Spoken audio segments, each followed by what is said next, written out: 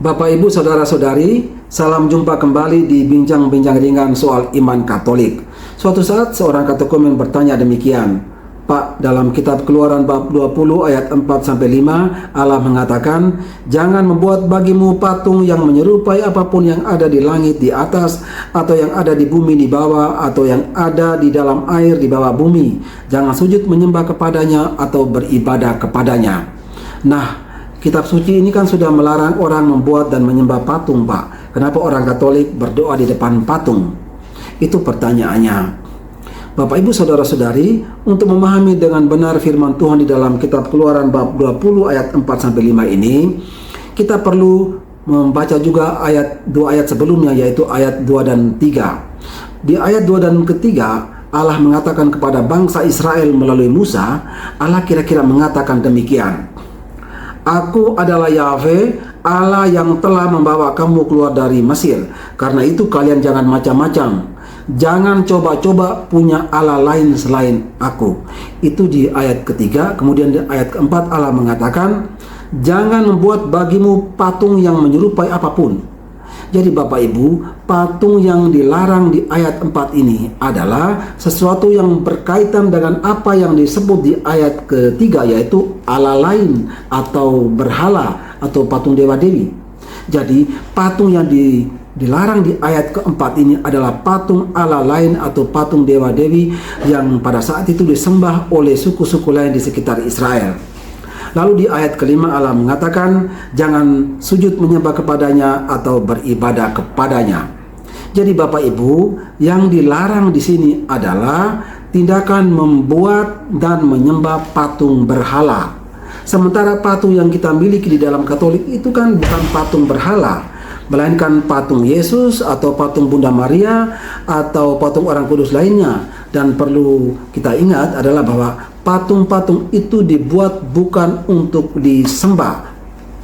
Ketika kita berdoa di depan patung Yesus, maka yang terjadi adalah kita menyembah Yesus dan bukannya menyembah patung yang terbuat dari kayu itu.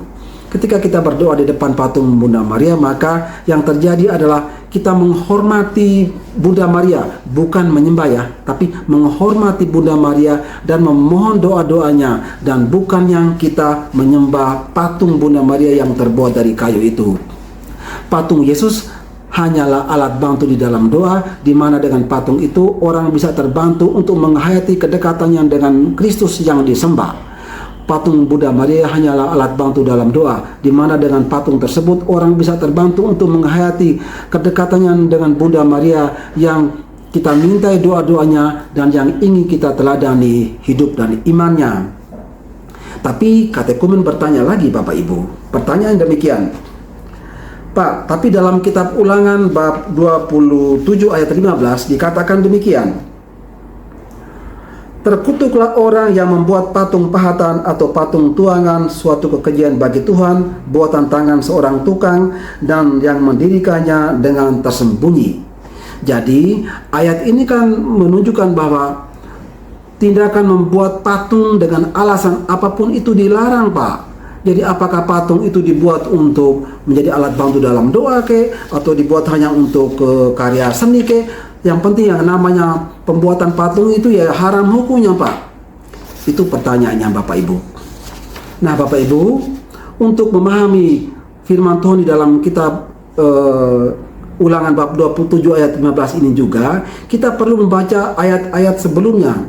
Misalnya di ayat 1 sampai 10, di ayat 1 sampai 10 di sini dikisahkan bagaimana Musa memerintahkan orang Israel untuk membuat batu peringatan dan mezbah untuk menyembah Yahweh. Itu di ayat 1 sampai 10. Kemudian di ayat 15 orang Israel diingatkan supaya jangan coba-coba secara diam-diam melakukan suatu tindakan yang bertolak belakang dengan keberadaan mezbah untuk menyembah Yahweh tadi, yaitu membuat patung.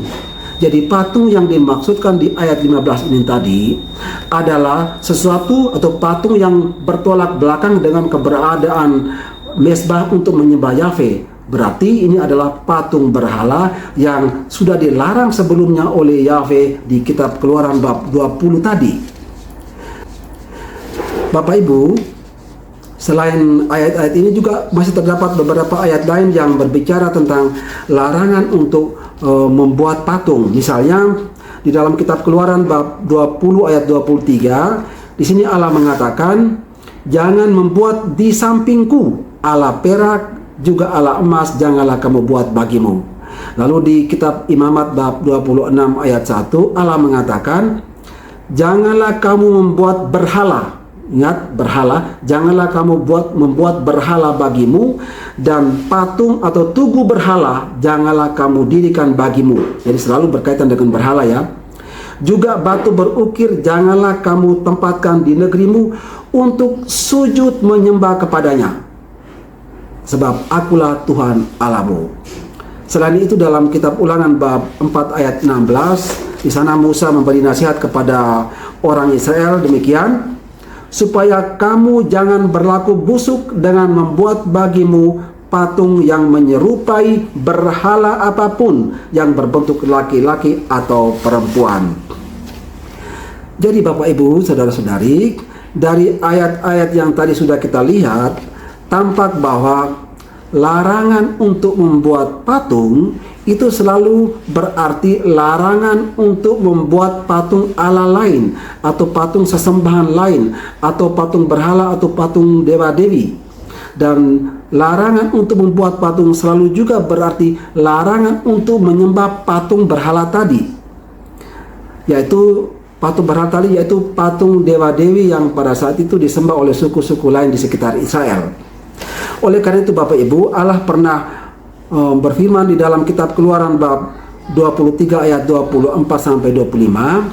Allah mengatakan, "Janganlah engkau sujud menyembah kepada Allah mereka atau beribadah kepadanya, dan janganlah engkau meniru perbuatan mereka, tetapi haruslah engkau memusnahkan sama sekali patung-patung berhala buatan mereka, dan tugu-tugu berhala mereka haruslah kau rembukan sama sekali, tetapi kamu harus beribadah kepada Tuhan Allahmu."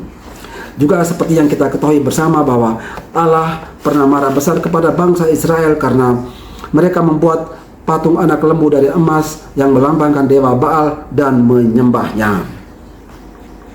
Jadi Bapak Ibu, saudara-saudari, yang dilarang oleh Allah dalam kitab suci adalah tindakan membuat dan menyembah patung berhala atau patung ala lain atau patung sesembahan lain yang bisa jadi dianggap mempunyai kekuatan yang bisa menandingi kekuatan Allah. Sementara patung yang kita miliki di dalam Katolik itu kan bukan patung berhala, melainkan patung yang punya erat kaitannya dengan Allah yang kita sembah. Patung-patung yang kita miliki di dalam Katolik adalah patung yang kita bisa gunakan menjadi sarana untuk mengarahkan hati kita kepada Allah Tritunggal yang kita sembah. Dan tentu saja patung-patung itu hanyalah menjadi alat bantu di dalam doa saja, dan bukan menjadi objek yang kita sembah.